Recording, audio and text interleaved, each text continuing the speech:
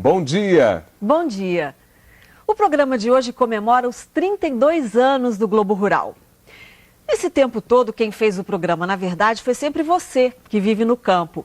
Você que planta lavouras e árvores, cultiva hortas, cria boi, vaca, frango, porcos, carneiros, cabras e que faz festas tão bonitas. Nesses 32 anos, muito do que você faz aí no campo apareceu no Globo Rural e acabou interessando a muita gente também nas cidades. Então, os parabéns são para você por mais um aniversário. E o programa de hoje é especial. Vamos falar de um bicho impressionante, a arpia, a maior águia das Américas, também conhecida como gavião real. Na primeira parte da reportagem, vamos encontrar a arpia num lugar pouco comum para ela, o Pantanal Mato-Grossense. A reportagem é do José Hamilton Ribeiro e do Jorge dos Santos.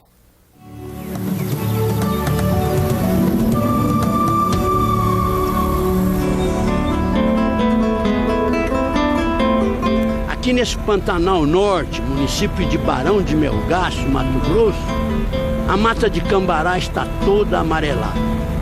Talvez seja o maior canteiro de mel do Brasil.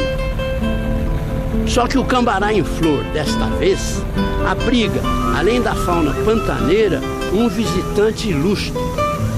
Ele nasceu quase que junto com as flores, um filhote de arpia. Ele parece indefeso, mas olha quem está vigiando. As primeiras imagens dessa reportagem foram feitas quando o filhote tinha 3 meses. Era só aquela penugem branca, equilíbrio ainda precário, passos de bebê. Qualquer movimento já dá vontade de deitar. Nessa idade, o filhote ganha comida no bico. Quando chega o pai, a mãe como que protege o filhote com as asas. Repare nisso. O filhote já exercita um movimento que as arpias, assim como as corujas, têm. Sem mover o corpo, ele gira a cabeça completamente. Parece que está de frente. No entanto, ele está... Agora o filhote já está com 6 meses. Como cresceu! O corpo bem configurado, as penas grandes, quase como as de um adulto. Já aparece até o penacho, uma coroa de família real. Mas é um filhote, tem cheiro de filhote. Como os adultos têm de sair para caçar, isso dá oportunidade ao maior comedor de filhotes de aves do Pantanal, o carcará. Ainda que seja um gavião dos pequenos, o carcará pousa no galho e busca um lugar para dar o bote. Só que ele observa e percebe com quem está mexendo. Como bom malandro, bate logo em retirada.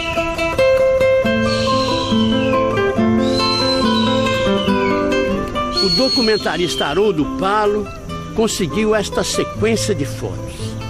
A fêmea carrega uma presa na garra e pousa num galho antes de levar a carne para o filhote. Chega ao ninho um macaco sem cabeça e sem outras partes, que o adulto comeu após a caçada. O filhote começa então a comer o seu 1,5 quilo de carne. Come a pele, come osso, vai comendo. Quando chega ao fim, só resta um esqueleto.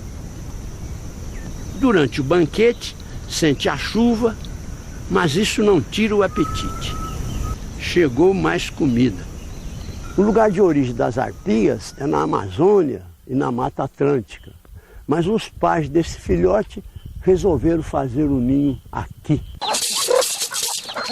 Seu João Batista, morador aqui vizinho da reserva do Sesc, entre o Rio Cuiabá e o São Lourenço, foi quem primeiro viu o ninho. Andava a cavalo e a gente viu os galhos lá no galho do Cambará lá, mas a gente já conhece o ninho tuiuiu, sabia que não era, né? Não era tuiuiu? Não era tuiuiu. Até logo. Até logo. Aqui da casa do seu João até o ninho são uns 4 quilômetros. Nessa época, dá para ela. Quando pega chover forte no Pantanal, só que alaga, então só se vai de canoa. Fomos atrás de uma dúvida. Em que medida a presença das arpias pode afetar a fauna com asas do Pantanal? Um especialista, professor Dalcide Oliveira, de Cuiabá, acha que é só um assunto de aristocracia. Muda a questão da família real, né? Uma vez que já temos o rei, que é o Tuiuiu, e agora chegou a rainha, que é a arpia. Uma equipe de estudiosos de aves montou um esquema de observação tanto da terra quanto da torre. Um mirante sobre um andaime de 18 metros de altura a 30 metros do ninho. Haroldo Palo conta por que é tão difícil filmar os adultos. Esse é um bicho invisível. Ele aparece muito pouco.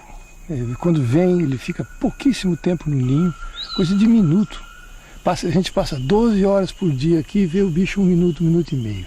Você não ouve bater das asas quando ele está chegando? Não ouve, ele bate a asa sem fazer ruído. Vou te mandar água, Haroldo.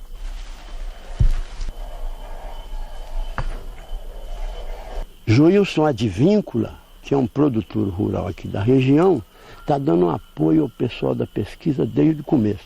Com esse nome, Advíncula, só podia ter um apelido mesmo, Pica-Pau. Pica-Pau, o que você notou no ninho? O mais engraçado do filhote é que ele não faz cocô no ninho.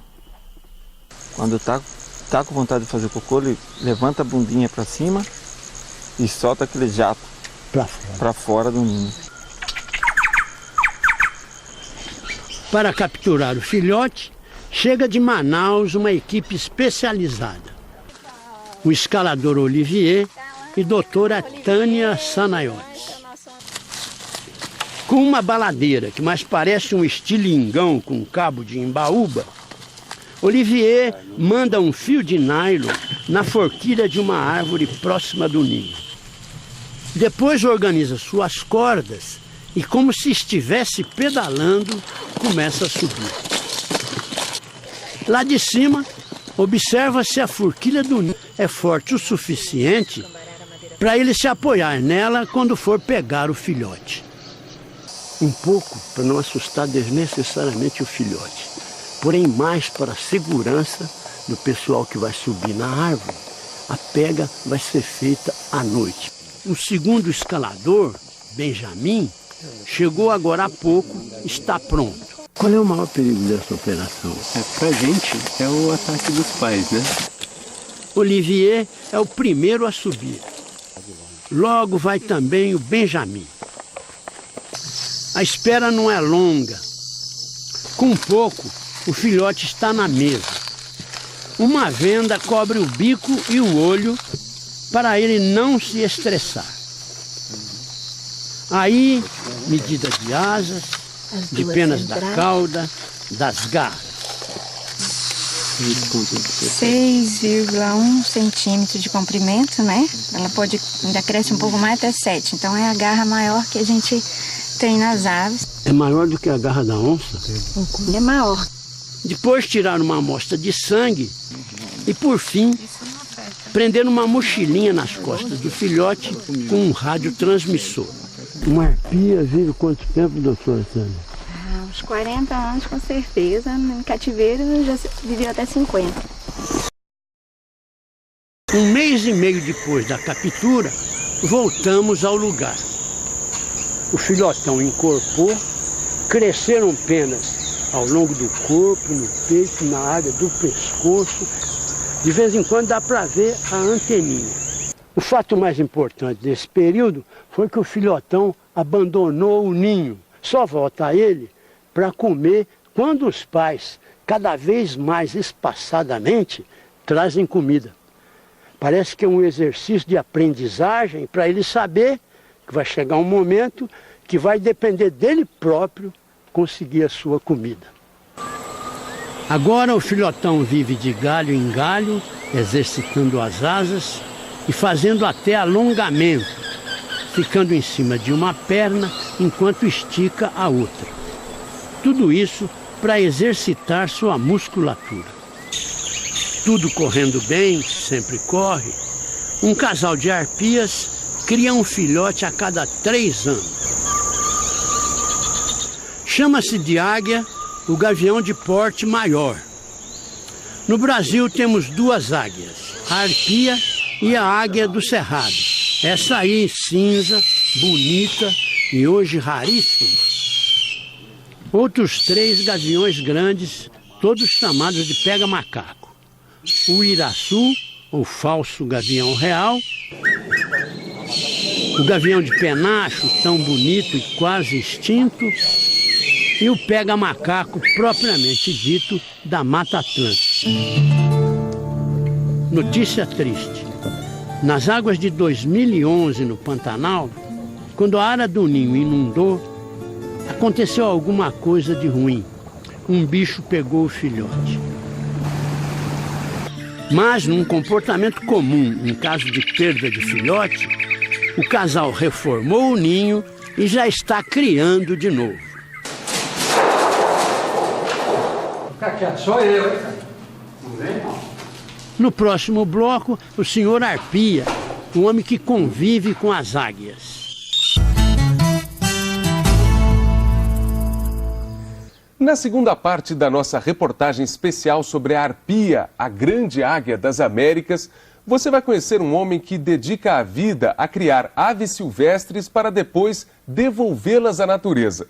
Ele também faz isso com a arpia, um trabalho que exige muito tempo e até coragem física.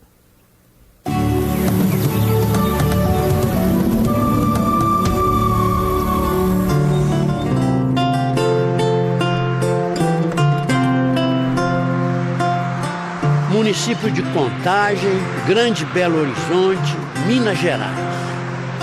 Vamos atrás do senhor Arpia. Seu criatório, devidamente regularizado no Ibama, fica no fim de uma estradinha de terra. Oi, Roberto. E aí, como é que vai? Tudo bem?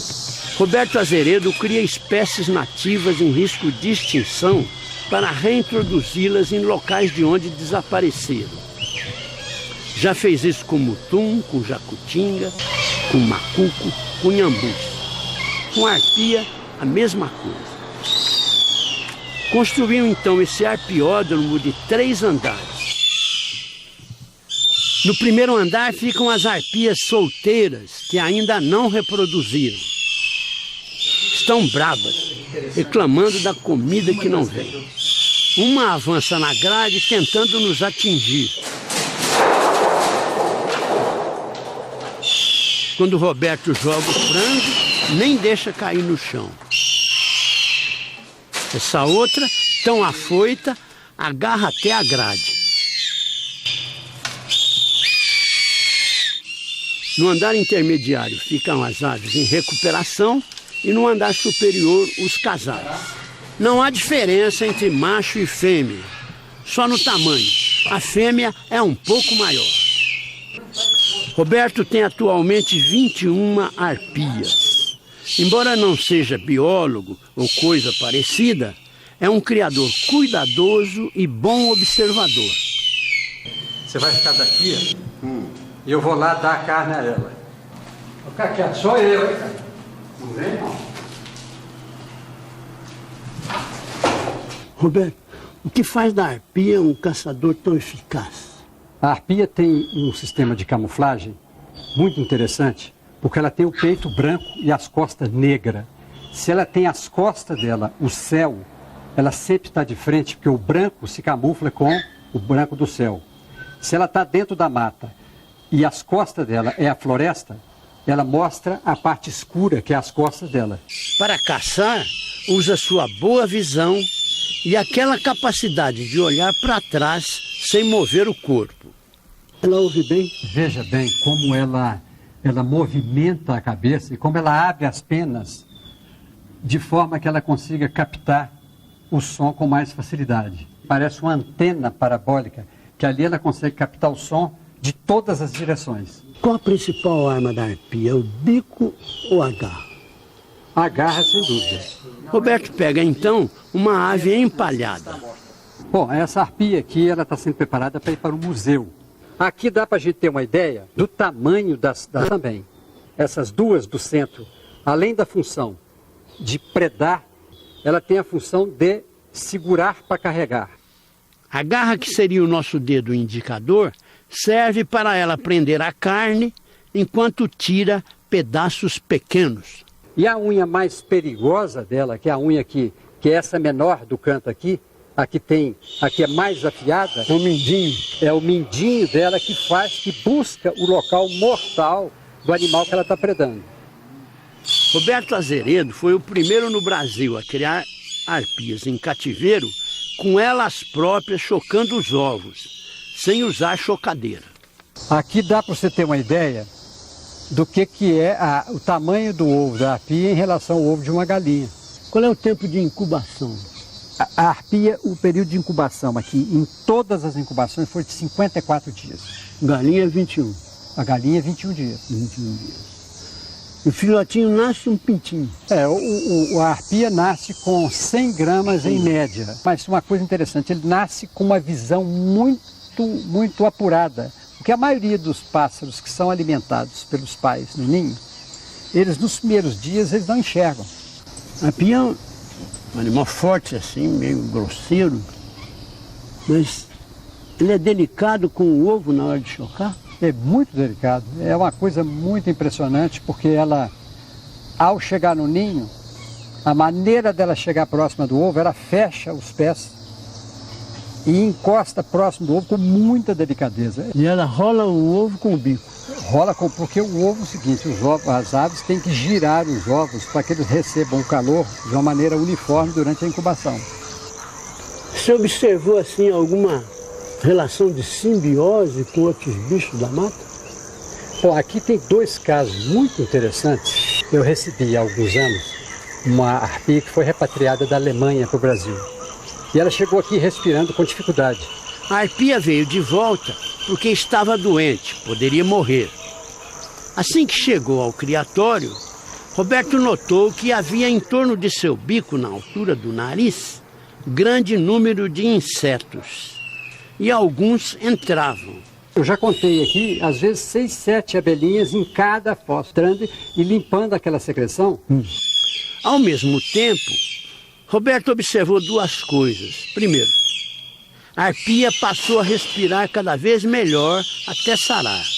2, as abelhinhas retiravam da narina das arpias um certo material que usavam no ninho.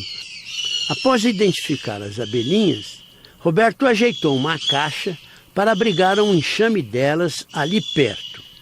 Agora essa relação está até mais facilitada. A abelhinha faz a limpeza das vias aéreas da arpia, em troca, leva material de que precisa. Pois é, tudo parece indicar que a arpia estava com falta de ar na Alemanha por ausência dessas abelhinhas. Outra simbiose foi notada no momento de reprodução das arpias. Roberto descobriu uma casa de formigas carnívoras dentro do ninho. São formigas vorazes que atacam em grupo. Roberto então temeu que elas atacassem o filhote, ou quando menos, roubassem a carne que os pais lhe traziam. Mas não fez nada, resolveu esperar. Não tirei a formiga.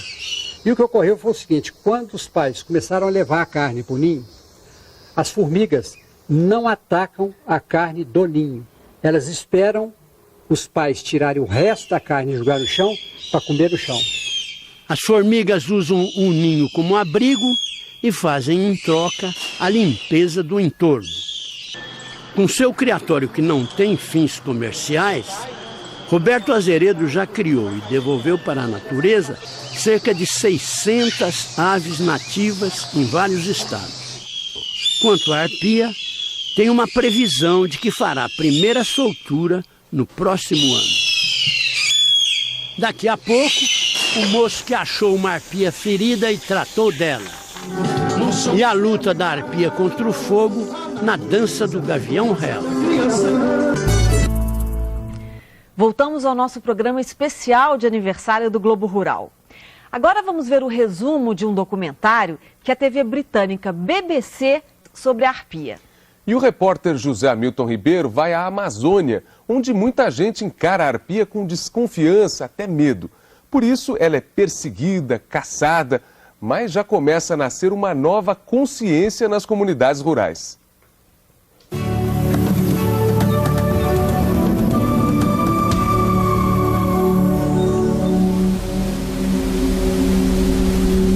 O documentário da BBC sobre a arpia foi gravado na Amazônia venezuelana. Além do Brasil, existem arpias em locais de árvores frondosas da América do Sul e Central, chegando até o México. Os ingleses a consideram a águia de todas as águias, por sua capacidade de transportar, voando, o equivalente a seu próprio peso. Outras águias no mundo têm asas maiores, mas nenhuma tem a sua força. Momento impressionante é quando o cinegrafista, subindo na árvore para colocar uma câmera no ninho com o filhote, sofre ataque da arpia a 30 metros do chão. Ela pousa num galho, espreita e investe de novo, desta vez quase atingindo o rapaz. É preciso um segundo homem subir para dar segurança ao cinegrafista e permitir que ambos possam descer. Essa câmera, colocada assim com tanto risco, possibilita filmar o ninho de perto, inclusive aquela cena do bico a bico. O documentário mostra ainda várias formas de vida na floresta, quase todas presas da arpia. O bugio, a preguiça real, macacos capuchinho usando o galho como ferramenta para abrir uma fruta de casca dura. Depois, até lambem os dedos. Várias imagens revelam adultos saindo ou chegando, trazendo presas, nesse caso, um macaco. Com isso, o filhote, bem alimentado, vai tomando corpo. Enfrenta a chuva, quase se livra, mas segue em frente. Até seu emocionante voo de independência. A imponência da águia fez dela um ser mitológico. Desde a antiguidade, a águia é usada como símbolo de poder por impérios, nações, exércitos. Foi marca das legiões romanas, das armas de Napoleão, das hordas de Hitler. No Brasil, o Museu da República, antigo Catete, chama-se Palácio das Águias. Portela e outras escolas de samba têm águia como símbolo. A pessoa que fez a arte da Gaviões da Fiel, torcida do Corinthians, usou como modelo a mesma águia que aparece nas moedas de dólar e no selo do presidente dos Estados Unidos. Trata-se da águia careca. Só ocorre nos Estados Unidos e é menor do que a arpia. Mas vamos atrás da nossa águia no seu lar mais abrigado.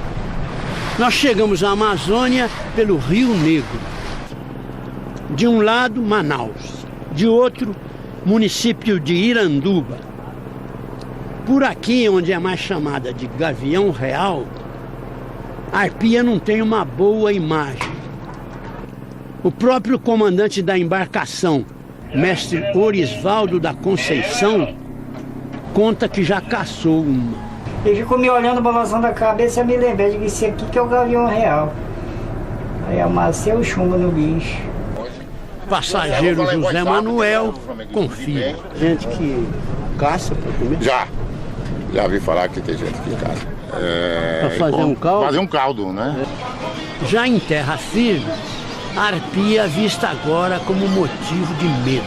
Meus avós, aí eles contavam que o Gavião Real vinha e quando eles iam sair de casa, pra gente ficar em casa, não podia sair da casa porque o Gavião Real era um gavião muito grande e carregava os bezerros, os porcos, os cabritos E se a gente saísse, ele ia levar a gente do mesmo jeito. As crianças? As crianças. Quer dizer que o gavião fazia o bicho-papão? Bicho-papão.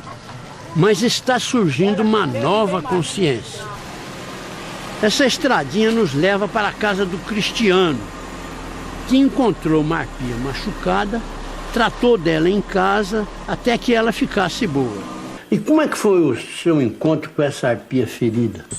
Lá na ponta ali daqueles 2 tocos, quando eu cheguei com meu filho, a gente percebeu que tinha um animal ali, a gente achava que era um nambu-galinha, uma ave que tem pra cá. Eu disse, meu filho, vamos pegar. Aí você acabou levando pra casa? Foi. A gente tentou alimentar o animal, às vezes ele não quis. Segundo ou terceiro dia, a gente começou a ofertar a carne num outro cambitinho assim, de longe, e ela ia e pegava. Então aquilo dali já deu para perceber que o animal foi perdendo aquele medo. Você chegou a dar a carne na mão? Na mão. Eu consegui um contato com a doutora Tânia Sanaiotti. A equipe de doutora Tânia examinou, viu que estava em boas condições, resolveu devolver para a mata. Na caixa de porta aberta, a arpia ficou ali por um tempo. Soltaram de volta aqui? Soltaram de volta aqui, Em certo momento, a arpia saiu da caixa, voou para um galho perto, fez um reconhecimento do terreno e seguiu para a floresta. E a arpia não voltou aqui para pedir carne? Não voltou mais, eu acho que ela está no lugar certo dela. Cristiano fez uma música sobre a arpia recuperada.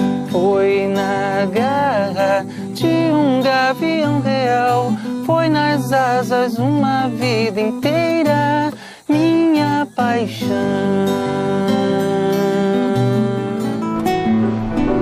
Parintins, quase na divisa com o Pará, é a terra do boi garantido e do boi caprichoso.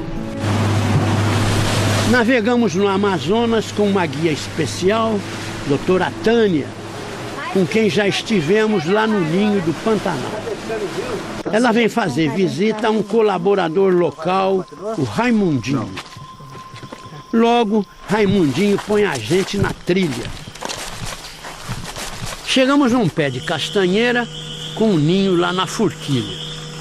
O filhotão boa não está por ali agora. Raimundinho, estamos sentados aqui em cima de uma tora de castanheira, né? A 50 metros do ninho. A castanheira do ninho também corre perigo de ser serrada? Com certeza. Castanheira é uma das preferências da serraria. Dinheiro vivo. Caindo uma, outras madeiras vão atrás, por fim, o fogo. Raimundinho cuida de 6 ninhos na área do assentamento e tem notícia de mais 8. Agora ele está levando a doutora Tânia e nossa equipe para um lugar de atitude positiva. Lugar bonito, casa alegre, movimentada. Tem até uma capivarinha que gosta de ser coçada para dormir.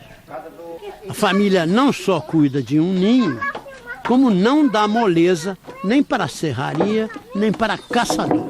Não consinto matar nenhum tipo de ave, de pássaro ou águia, eu não consinto matar aqui na frente.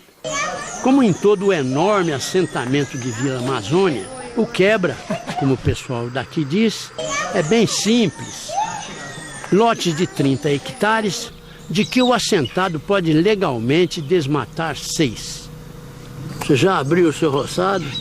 Já, eu estou agora produzindo mamão, banana, açaí e a mandioca para fazer a farinha. Eduardo, mas disseram que você passa parte do ano fora daqui? É verdade. Chega a temporada do boi, eu vou para a sede do município trabalhar no caprichoso. No boi caprichoso? No boi caprichoso. Os caprichosos em cantar! Aí está o boi campeão! Festival do Boi Caprichoso e do Boi Garantido, um mega evento que acontece todo mês de junho em Parintins, serviu de inspiração para o assentamento criar uma festa em homenagem à arpia. O pessoal se organizou e criou até um desfile em que o enredo é a preservação do gavião real. Olha aí o Eduardo se pintando para ser o pajé. E a meninada se preparando com fantasias feitadas da festa do boi de Parintins. A personagem Cunhã Poranga, palavra índia que quer dizer mulher bonita, põe a coroa. Seu Domingos, que toca guitarra e é autor da música da dança do Gavião Real, faz um teste com o som ao lado do levantador de toada, Beto Cowboy. Boa dessa vida sem igual, viva, viva, viva a dança do Gavião Real. A coreografia da dança foi feita pelo agricultor Aleandro Macedo. O incentivo do pessoal do boi, do garantido, chegou com nós e fiz a primeira e deu a instrução e nós ficamos já com o resto. Primeiro uma linha de índios, aí as figuras, porta-estandarte, Cunhã Poranga, ecologia com seu séquito de periquitos, a Índia Guerreira, o Gavião Real, a Tia Macho, tão animado. Neste momento, a Arpia da Amazônia. Aí entra o fogo. Há um silêncio incômodo. O fogo dança bonito, mas com ele vem o dano. Atingida, a arpia começa a passar mal até cair desfalecida, morta. Chamando para si os espíritos da floresta e a medicina das plantas, entra o pajé. Ele dança, faz seu ritual e vai tentar salvar a arpia. O pajé continua a lutar e, afinal, a arpia aos poucos se recobra, ressuscita. Volta a alegria na tribo. Recuperada, a arpia dança com o Gavião Real. A seu jeito, o pajé também festeja. No final, já quase escurecendo, todos dançam. Considerando que o fogo, pelo menos hoje, foi vencido. No próximo bloco, a procura de um ninho pelo alto. E o que um filhote come enquanto está no ninho. As pesquisas com a arpia já existem no Brasil há 25 anos. Os cientistas querem mapear os ninhos e conhecer os hábitos e a alimentação dessas aves. Assim, é possível identificar as maiores ameaças à sua sobrevivência. Vamos conhecer esse trabalho na última parte da reportagem especial sobre a grande águia brasileira.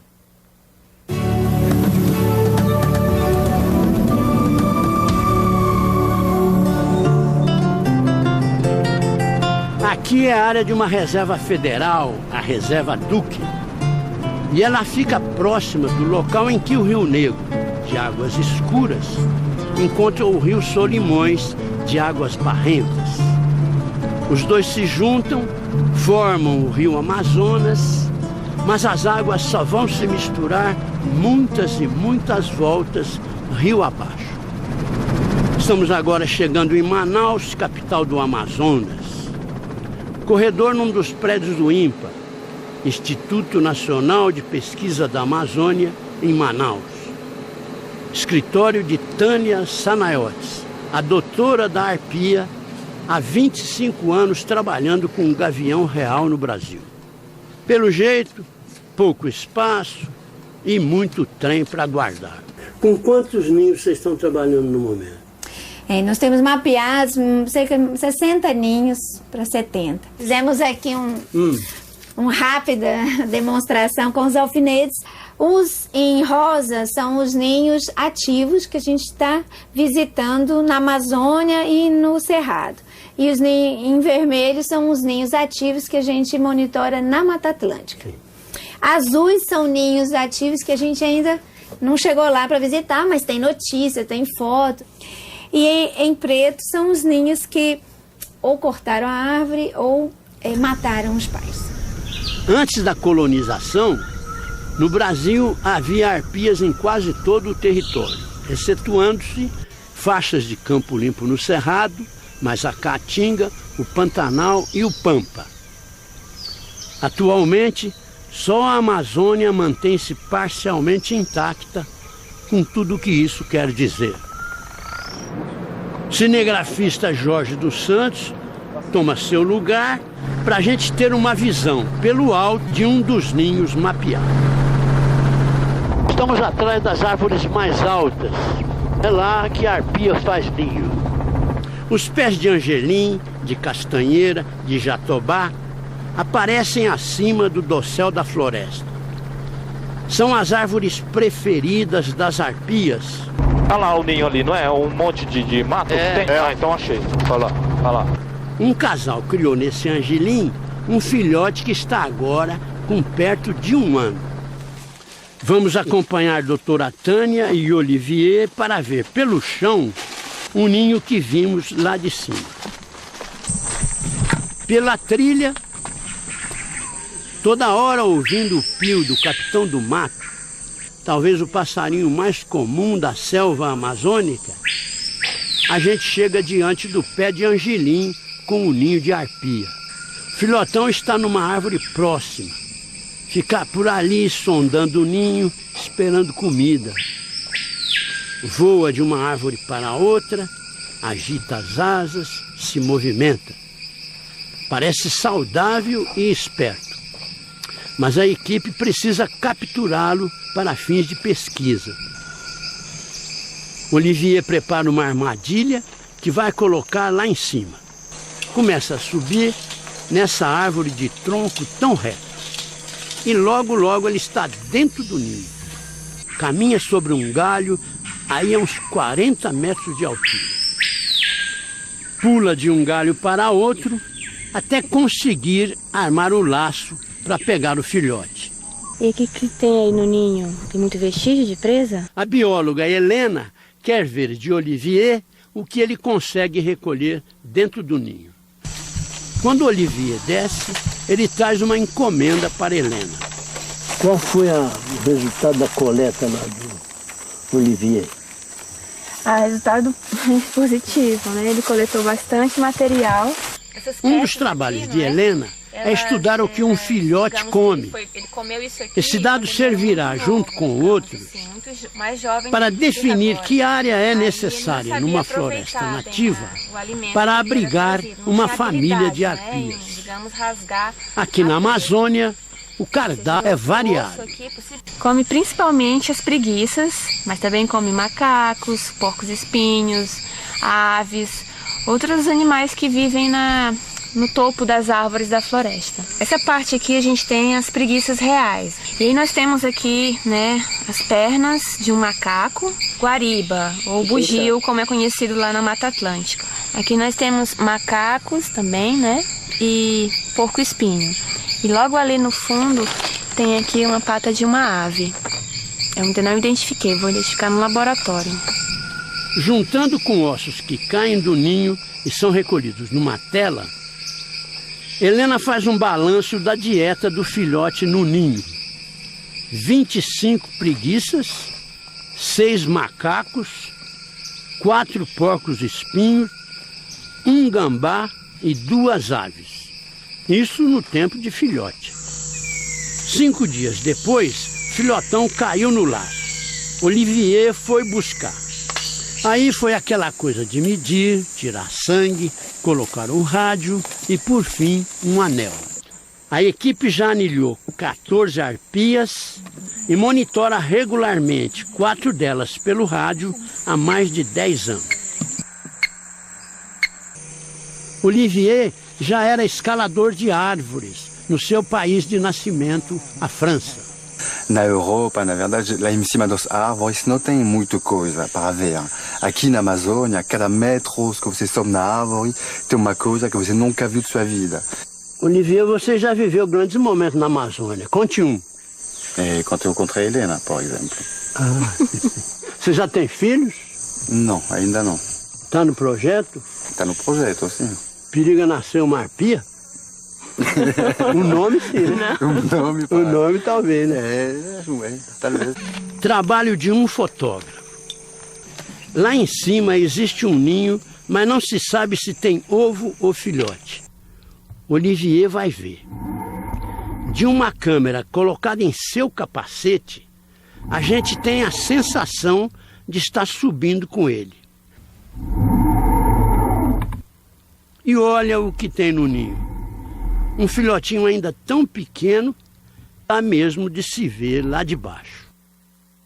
A cena que a gente acabou de ver é parte do trabalho do documentarista João Marcos Rosa, da equipe de doutora Tânia, e autor do livro Arpia. Essa foto eu gosto muito dela. É um filhotinho de um dia de arpia, né? Já de olhinho aberto. Com o olhinho aberto. Do lado aqui, os pés da mãe, né? A mãe velando por ele. E a gente não consegue pensar numa outra coisa vendo esses pés, a não ser um dinossauro, né? A vida da arpia depende da floresta. A pesquisadora da Embrapa de Manaus, Elisa Vandelli, faz um trabalho junto às comunidades rurais para mostrar que existem alternativas de renda na selva sem devastação. Ela é colaboradora do projeto de preservação do gavião real. A árvore é fundamental para a proteção do gavião real, para a proteção de toda a vida da floresta, inclusive da cultura dos povos da floresta, né? Mas árvores e floresta também são importantíssimas para a manutenção de uma agricultura sustentável e equilibrada. O Brasil é o segundo país com mais espécies de aves no mundo. Quem sabe essa pesquisa tão importante com a arpia estimule o estudo e proteção de todas as nossas aves.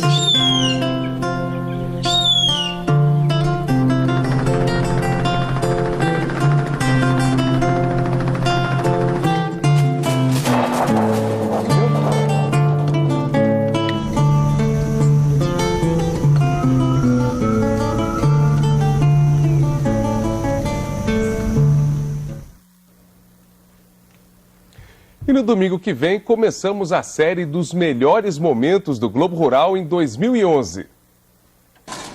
A técnica da inseminação artificial em tempo fixo, que dispensa a observação do cio do gado de corte e de leite. Ela traz economia de mão de obra e melhora o desempenho da pecuária. Peço ao Senhor Jesus que em tudo me conduz. A poesia de cordel presente no jornalismo, na xilogravura, no cinema, na TV e na música. Teu abraço gostoso de passear no teu céu.